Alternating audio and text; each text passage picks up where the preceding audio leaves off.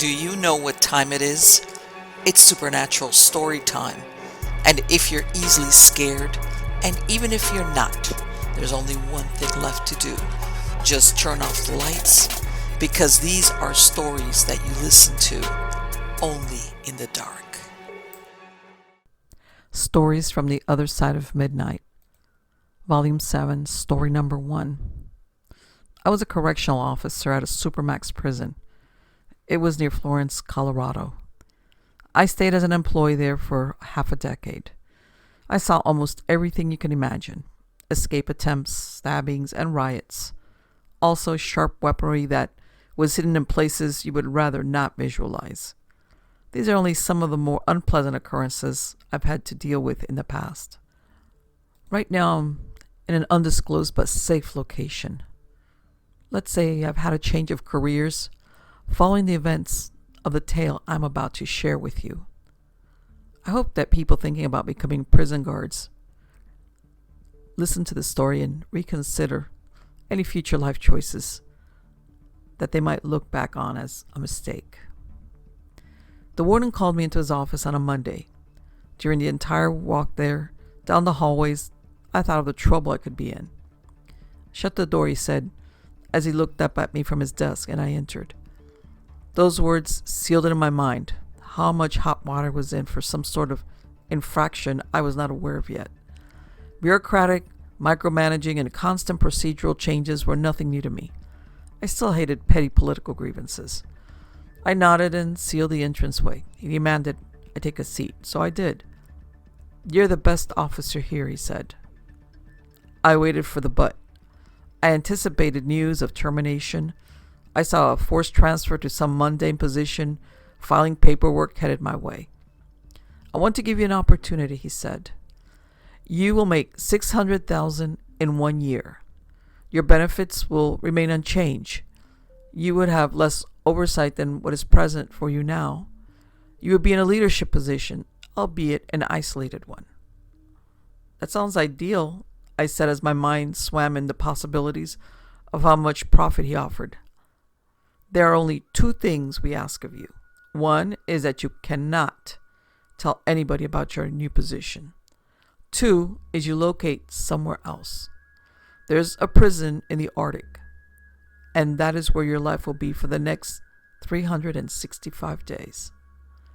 The confusion must have been readable on my face. "If your wife asks, tell her that you are going to a federal academy. There is no cell service or Wi-Fi there. Any contact you make with her must be through snail mail. We will handle the addresses given. If you decline this offer, then this conversation never happened. Do you understand?" I contemplated the pros and cons. Before I became law enforcement, I was a bodyguard.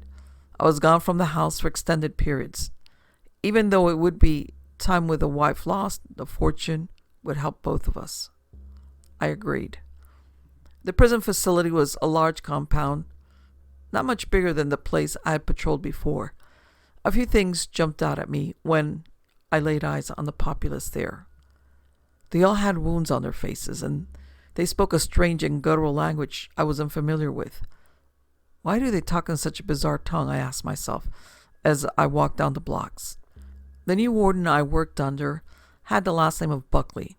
He had noticeable scar tissue beneath his eyes. His attitude towards me at the beginning was hardly welcoming. If anything, he acted as though I was a burden. He seemed to resent me due to the mere possibility of having to train me on things. One evening, Buckley ordered me to do a cell extraction. Christopher Aluko was the name of the inmate we had to deal with. On the walk there, I asked my boss what Aluko had done to end up here. "I'm not allowed to tell you what these scumbags have accomplished to wind up here," Buckley said. "He started his career in crime by cannibalizing his sister, though. Tonight, our only goal is to get him moved to the hole. He's proven himself to be way too dangerous to share a space with anyone." The doors of each cell were closer to that of an insane asylum than a prison. They were complete barriers that you could not see through. It was me and 3 other guards who were about to deal with this high-profile detainee. The supervisor was present, doing the thing the bosses generally do. That is to say, he remained on standby and did not get his hands dirty. Upon walking in, the first thing I saw was Aluko sitting upright on his cot. I noticed he was huge, at least 6'8" and 320 pounds of pure muscle. His skin cracked all over. His face had the normal scarring that I associate with most people in the place. "I'm going to need you to stand up and put your hands behind your back," I said. I kept my hand near the holster where my pepper spray was. "Show me respect and I'll show you the same," I continued.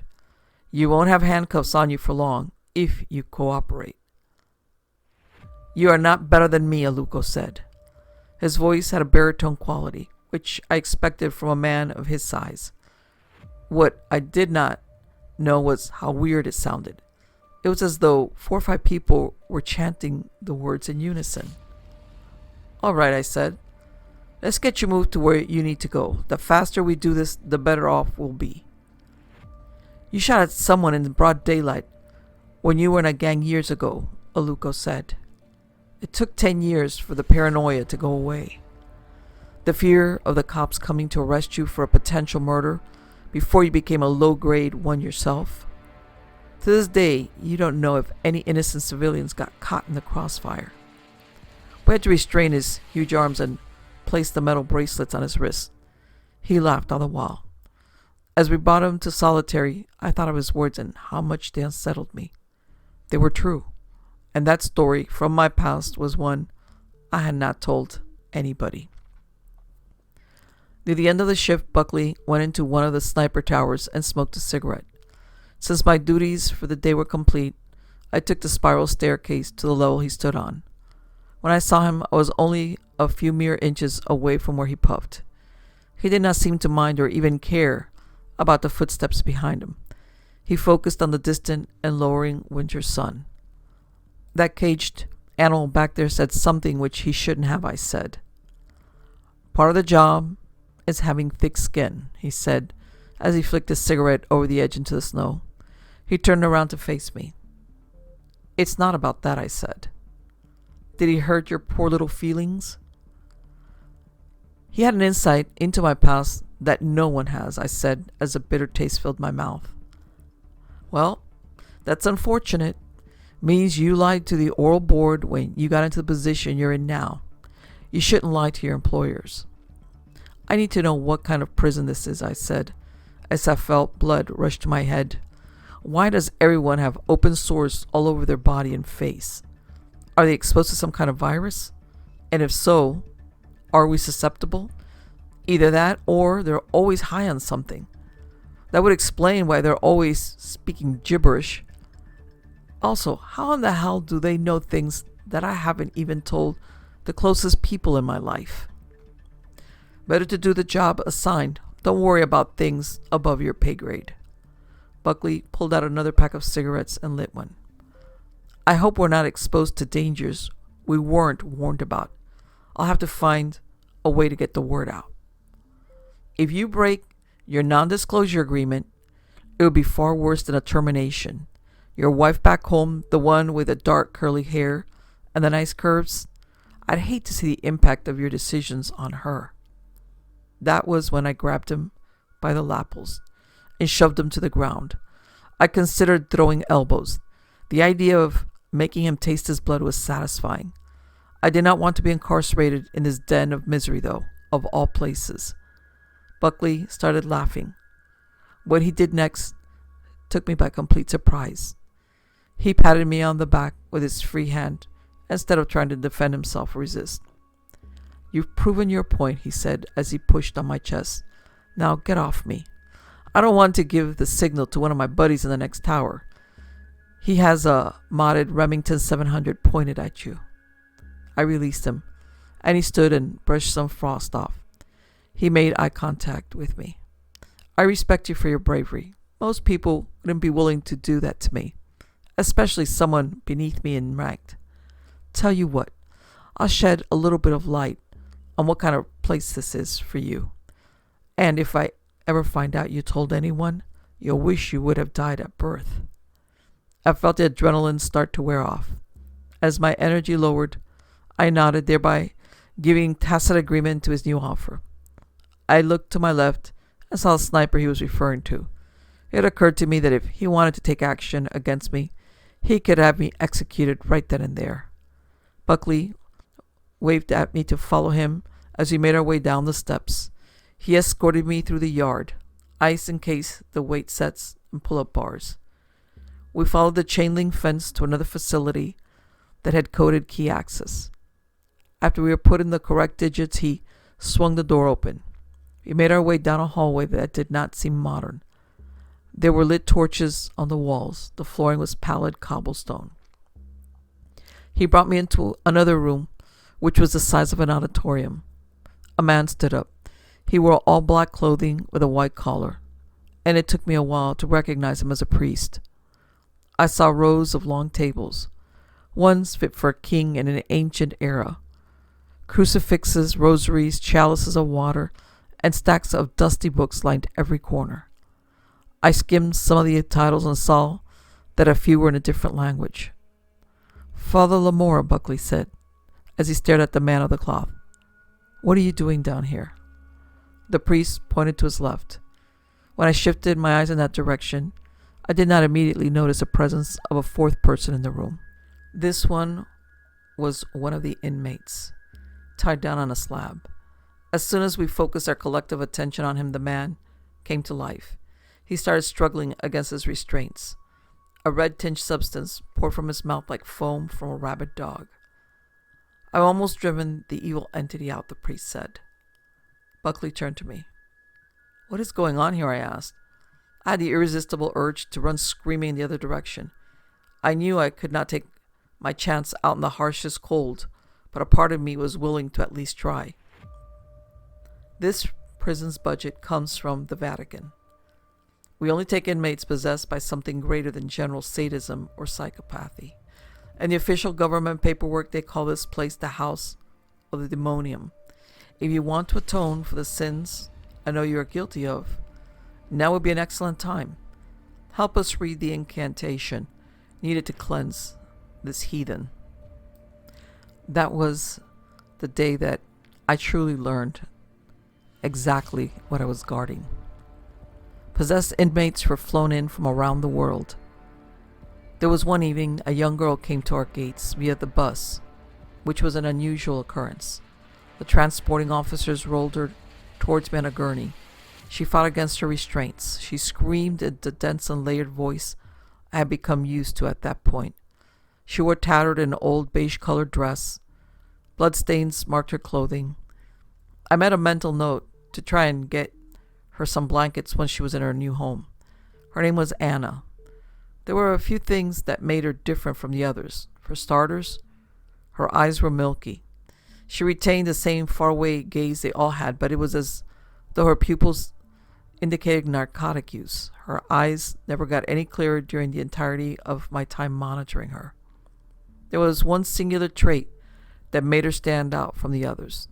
She often quieted down in her yelling once she was in the presence of the staff. The inmates usually never cared who they were in front of unless it was to unearth our secrets or to shame us. She minded her manners. This was alarming as much as it was respectful. Once I placed her in a cell I knew I had to bind her to the bed after removing her from the gurney. As soon as I unbuckled one of the straps on her wrists, she reached up and tried to claw at my face. I ducked her strike. I reached toward my belt for a canister. If this were a normal prison, it would have been filled with mace. Mine brimmed with holy water instead. I sprayed at her. Smoke emanated from her skin as she let loose a cry of anguish.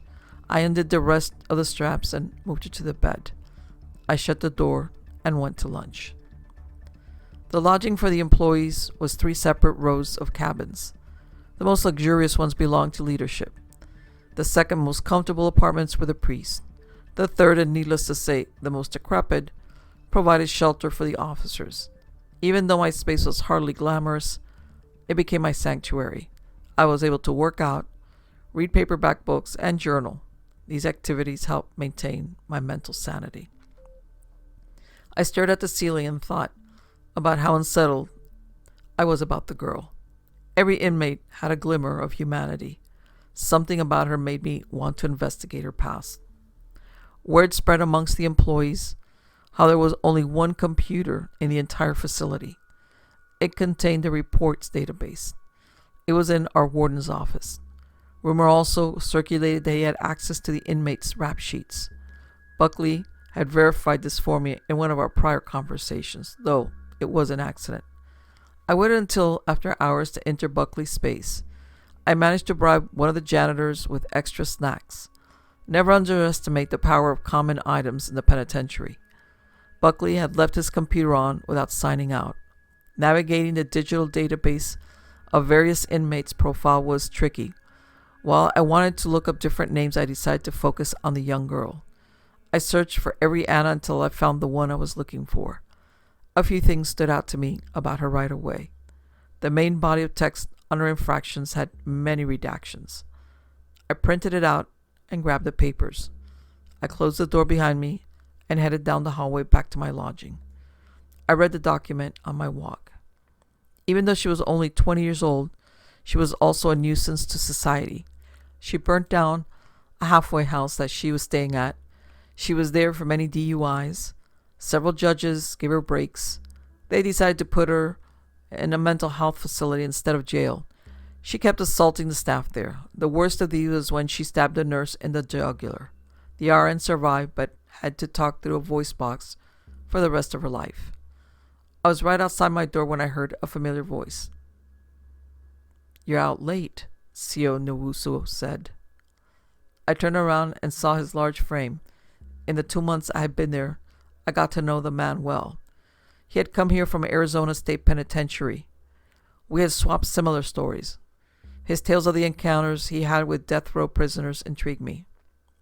"What do you have there?" Nwusu asked. "A guidebook on how to perform a successful exorcism," I lied. "I think you liked working off duty." "We do what we have to." "How did you get it?" "They won't let us use the internet here."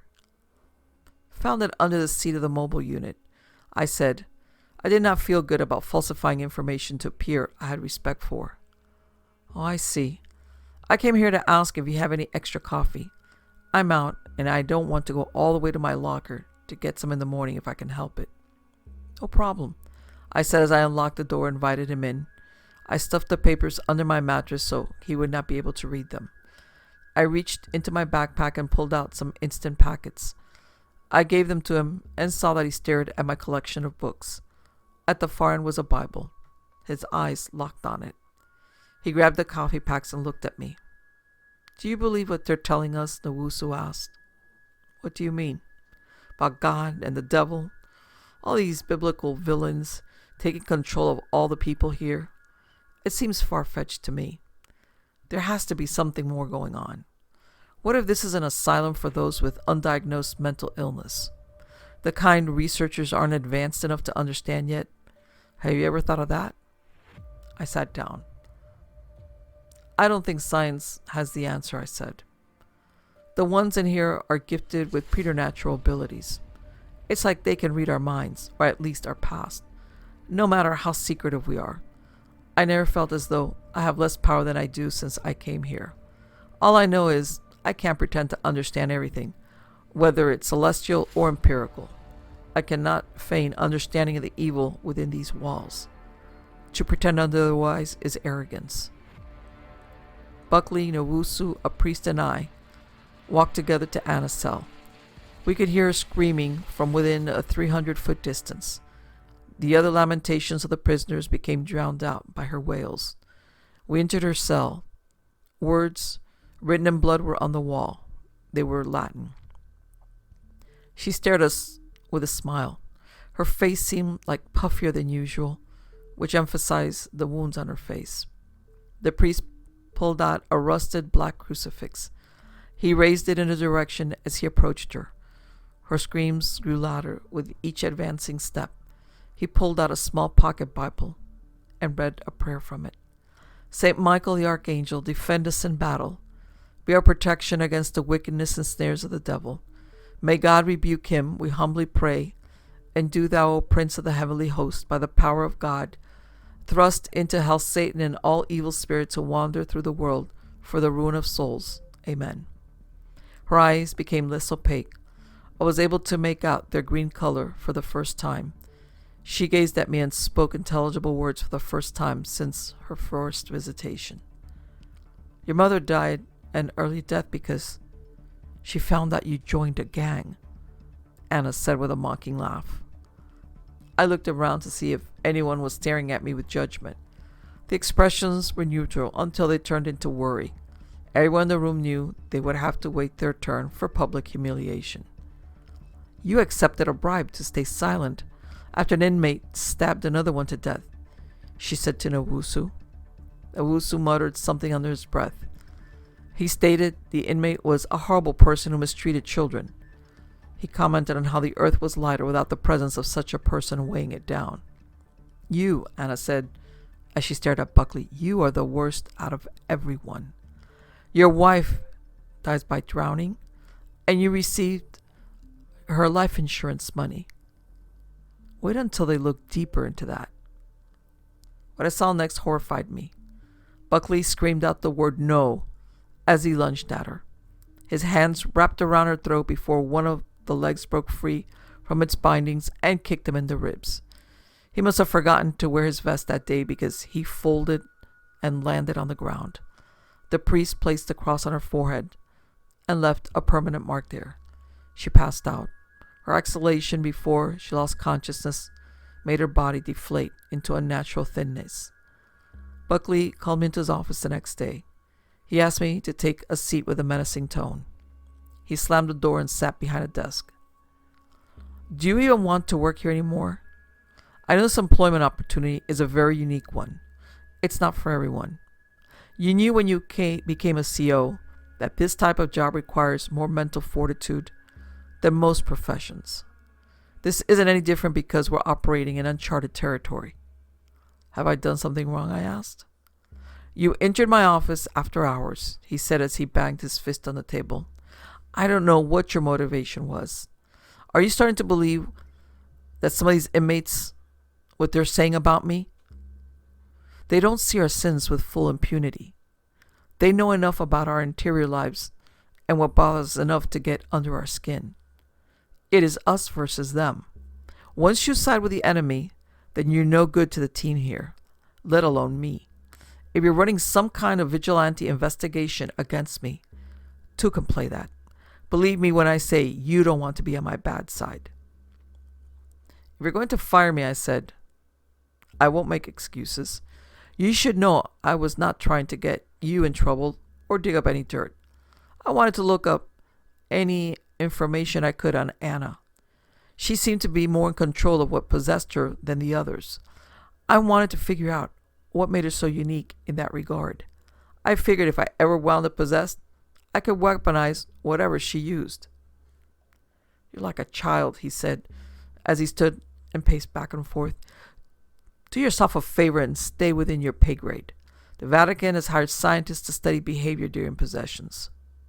In the old days, they would have dismissed it as different demons. You don't have a degree in microbiology any more than I do. We are muscle hired to make sure the demonologists are safe when they do their job. So you do yours. Yes, sir. I felt as though I had backed down and given them some sort of sovereignty over me. I also knew if I lied or resisted, it would only lead to a loss of money for my family and me. Count yourself lucky, he said, as he sat back down and picked up a pen. I'm not reporting your mistake to any of my superiors. Do not make me regret giving you this break. Now get out of here before I change my mind. I made my way to the threshold. I faced him as I began to turn the knob. One question, I said. Most of the time inmates come shipped here in groups. Anna arrived alone. Why was she given special treatment during her transport? Is she a celebrity? The daughter of a famous politician? It's within my rights to know as someone who has to check up on her.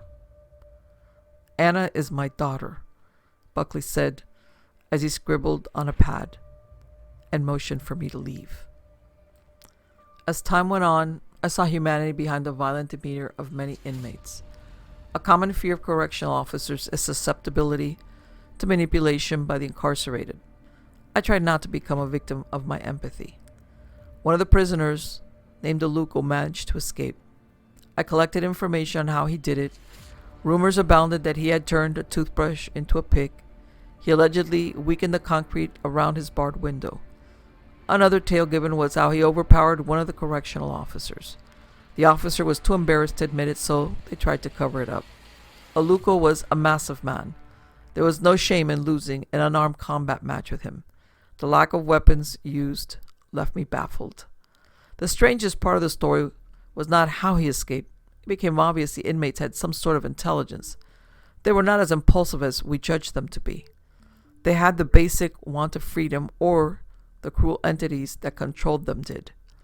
The most unsettling part of Aluko's fleeing was not how he managed to scale the barbed wire, nor was it his willingness to traverse the tundra. What perplexed me the most was how his life ended when he was less than half a mile away from the prison. It was not the elements that took him. Something had torn him apart. The theory of it having been a polar bear spread. They wanted a meal to go with their coat, one of the officers joked in the briefing room. I did not find the lame quip funny, and neither did the warden. A general lack of civility was not uncommon, but some jokes were intolerable. While many of us wrote it off as a polar bear attack, there was one aspect of the butchery not in alignment with that. Aluko's eyes are missing from his skull, a member of the search team said. Something carved an upside-down cross into his chest, or what's left of it. Medics came back and told us everything they had seen. The brass took over the investigation shortly afterward. I asked one of the priests what could have ended his life. What kind of wraith-like being could perform such a precise and terrifying mutilation, I asked. This has the markings of an attack by Azael, the priest said. That particular type of demon wanders the wilderness. It can take many forms. Be on the lookout for anything resembling a goat. If you see horns when you are doing an outside perimeter check, be sure to recite a prayer and use this. He handed me a crucifix. My stubborn agnosticism did not want to accept it as a believable weapon. I relented because he was so polite. Buckley called us into his office. When we got there, he did not slam the door as I expected him to. Sio Nowusu and I gazed at each other with alarm as Buckley waved at us to follow him. He took us to an elevator in one of the back chambers that had earlier dismissed as a room to the cleaning crew. An elevator was there. He opened it, had us step inside, and led us down to the basement. The subterranean cellar was completely barren except for two items. One was a stained glass window that depicted the Virgin Mary coated in ice. The second was an electric chair. I did not know the prison had such a chamber. Everything about the seat looked old. It seemed to belong to a medieval era, rather than having come from decades ago. The arms of the chair had the faces of gargoyles at the ends of them. I've been talking to officers about this, he said. As a team, everyone is culpable except for me. The procedures we maintain of checking on the subjects every hour are important. It wasn't written as a flexible guideline. It exists for a reason. For an inmate to manage a successful escape attempt does not look good on us or the higher-ups in Rome. I don't know if you were lazy or scared to do your jobs, but either way, you need to toughen up and develop a work ethic. Otherwise, it's going to get ugly fast. I had the policy changed. Regardless of how understaffed we may be, you are now going to do 6 routine checks on the inmates every hour. If I hear a single complaint coming from your lips, you will regret it beyond measure. Are we clear? After a silence ensued, Buckley called us incompetent once more and dismissed us. Nowusu took the elevator up. I turned around and spoke to Buckley. Warden, I have a question. I did not permit you to ask one. I suppose, after the beatdown I gave you, I'll allow it out of pity. Do any of the inmates have the demons driven out of them? And if so, where do they go afterward? Do they go back to the prison they came from? Or are they granted immunity and allowed to go home? Do the exorcisms make them purer than what they were before? You are nothing more than pond scum with a badge. Buckley said with a sneer. Don't ask questions if your wage doesn't merit it. How many times do I have to tell you? I was only wondering because I have not seen Anna in a while. Watch what you say and get out of my face. You're a hairbreadth away from me documenting your insubordination. Although I love pushing his buttons, I did not want the negative consequences. I left the room. I did not yet yearn to be the newest execution there. I went up into one of the towers. I looked out at the expansive plains of frost and woodland. Buckley's threats and bullying were starting to get to me more than usual. Verbal abuse in my industry was not uncommon. Something about his irate tone under these conditions made it sting much worse. It filled me with a certain anger that I did not know how to resolve. I figured getting some fresh air and doing a bit of investigating would help me stay preoccupied. I needed to clear my mind. Aluko's escape gave a negative impression of my work performance. I still refused to believe his death was some sort of natural phenomena. I brought a sniper rifle with me. I looked through the scope. The bullets had a cross carved into each of them. I tried to trace the exact path Aluko took when he made his final attempt at getting back into society. I carried a night vision device to help me see through the darkness. A half hour later, I saw movement. It was subtle at first. Snow fell from the branches. My heart raced as I saw a figure wandering through a thick cluster of pines. It was a woman in a nightgown as white as the hills around her. Backward arching horns protruded from her forehead. The way she moved was peculiar. Her steps did not seem to telegraph any sort of movement, as though she was floating. There was no indentations in the snow behind her. Her head tilted to the side. The last frozen feeling she wore on her face was one of pain. She seemed to suffer a sort of paralytic neck injury. A black-tailed deer was only 20 feet from her. She sneaked behind it, predatory. What I saw next disturbed me. The deer's torso opened. A crimson spurt littered the snow with puddles of red fluid. The ethereal woman reached down and tried to grab some of the eviscerated body parts. Her hands sunk through the chunks of meat. She wailed at that moment. I squeezed the trigger. It connected. Her chest tore, two sheets splitting apart. Her scream became even more voluminous. She exploded like an effigy, incandescent in the Arctic. She evaporated into ashes. The flames went away, and so did the spirit. A pile of blackened and smoldering embers got carried away by the wind. They decorated the trees as though it was a macabre Christmas stage setup. The next night I visited Nwosu in his room. His place was a mess. He was usually clean and organized. His few paperback books, sci-fi, military adventures were strewn about on the floor. I noticed he also had half a bottle of scotch on his nightstand, which was a definite violation. We were not allowed to drink. The threat of an emergency forced us to maintain sobriety. Still, I was not going to snitch on him. I think I killed a demon, I said, as I took a seat across from him. I searched high and low for the body and couldn't find it. One of the peddlers told me it was a particular type of evil called Azrael. I looked at Nwosu and saw that his eyes seemed to stare out for 1,000 yards toward his ceiling. "What's wrong, man?" I asked. "I found the death ledger," he said. "I don't understand." Whoever flipped the switch on the electric chair we saw yesterday kept a logbook. Everybody whose life he ended. There have been exactly 106 people killed in that chair. Sure, some of them were repugnant before their possession. Others got locked up for a seatbelt violation. There's no consistency in regards to why they were worthy of capital punishment. Nwosu pulled out a manila volume. He tossed it my way. I flipped through it and saw many names. Some struck me as familiar. "Did you have any suspicion they were killing people under our noses?" "No," I said. I searched the papers for dates to see how recent or old the incidents of annihilation were. All were within the last year. There was a weird energy in the electric chair room, Nwosu said. What you banished out in the woods may have been the spirit of an already possessed yet dead person. It's possible that when they're killed, their demonic selves stay on this plane. They could choose to haunt us. Could be every ghost story written since the beginning of time is the darker half of a human lingering. I must admit, I don't know who would want to stay in a place like this at all, though. I nodded. I also began to wonder if it was correct or if he was losing his sanity. I helped Luco escape, Nowusu said, as he turned to face me. The conditions of this place appall me. I want to assist many more. After that conversation with Nowusu, I decided it was better if I just left his room, which is what I did.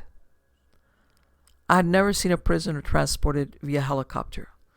My 6 months of working at the facility changed that. It landed on a helipad made of yellow and blue paint. The pilot and guard took the detainee out of the chopper.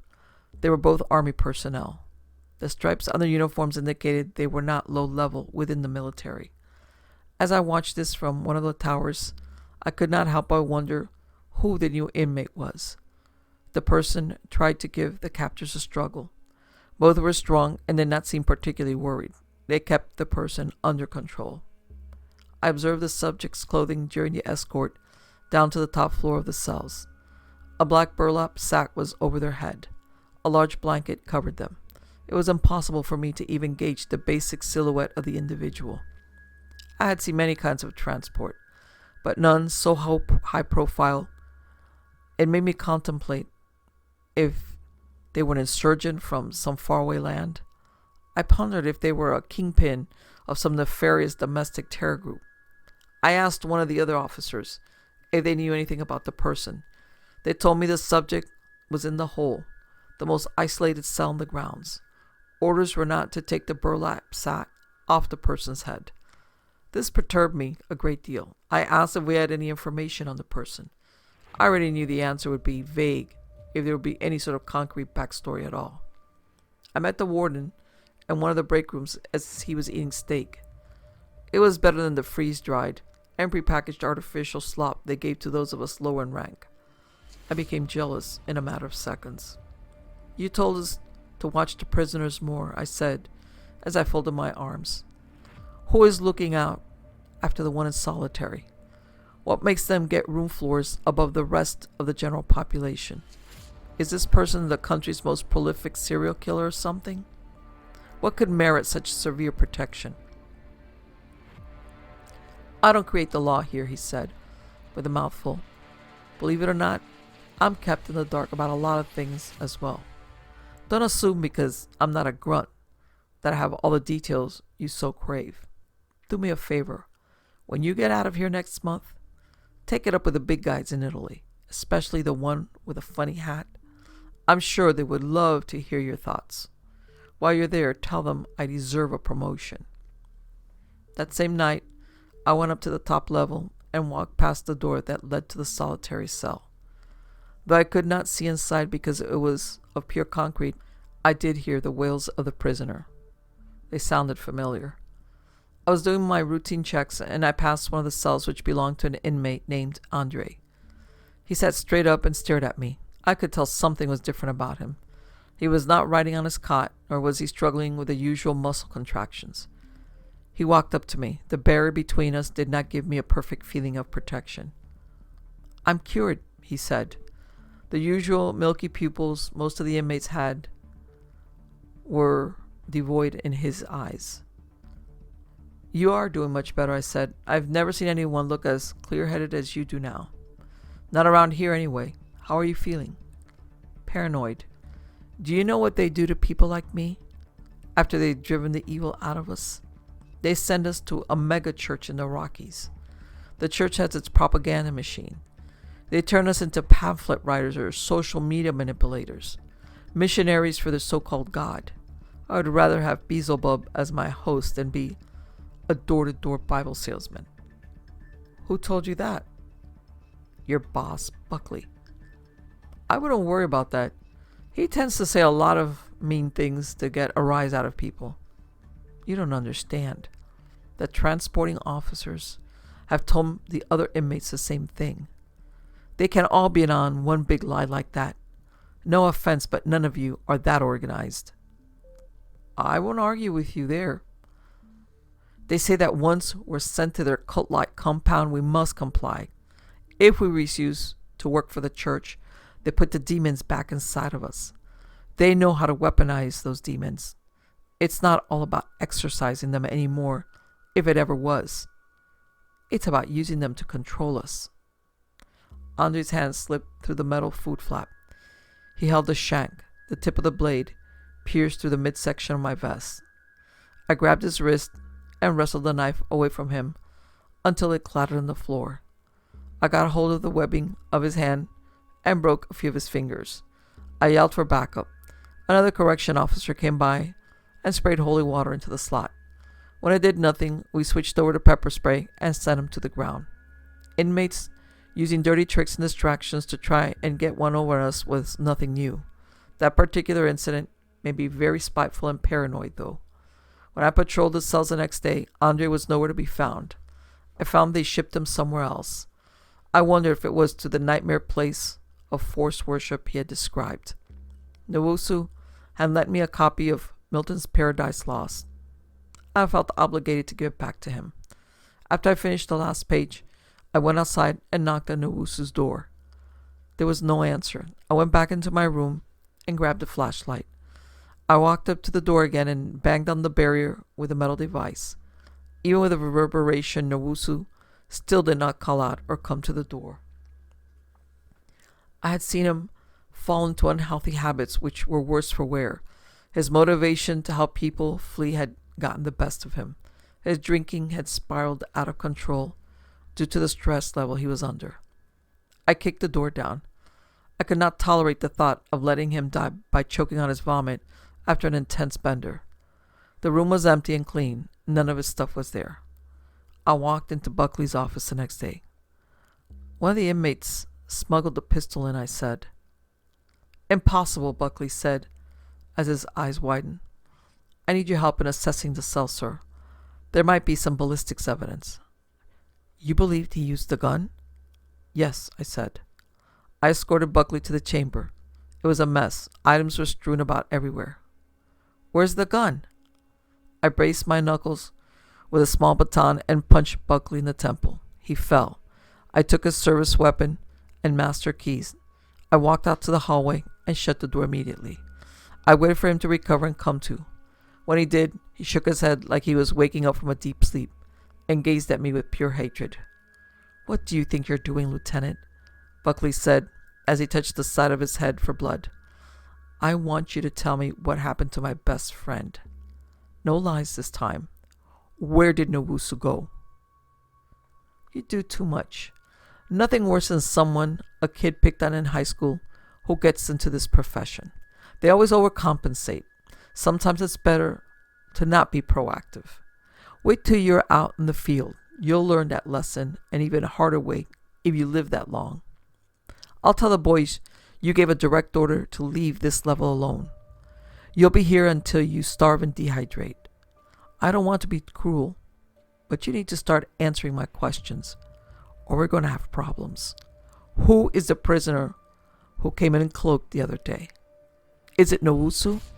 Is he possessed? Buckley glared at me and did not answer.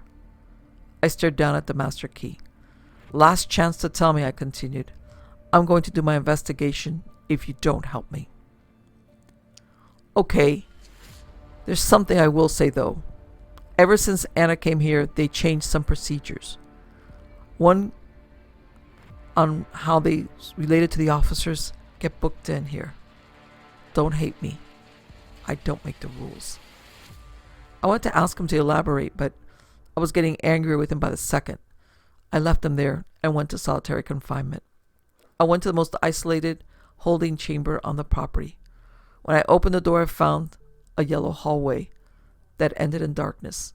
I turned on my torch and walked down the vestibule with a hand on my service weapon. I found the prisoner in the corner, their hands tied to the bed. The burlap sack was still over their face. I ripped it off. My wife stared back at me. Her face had cracked skin and was paler than I could ever remember. I stumbled backwards at the sight of her.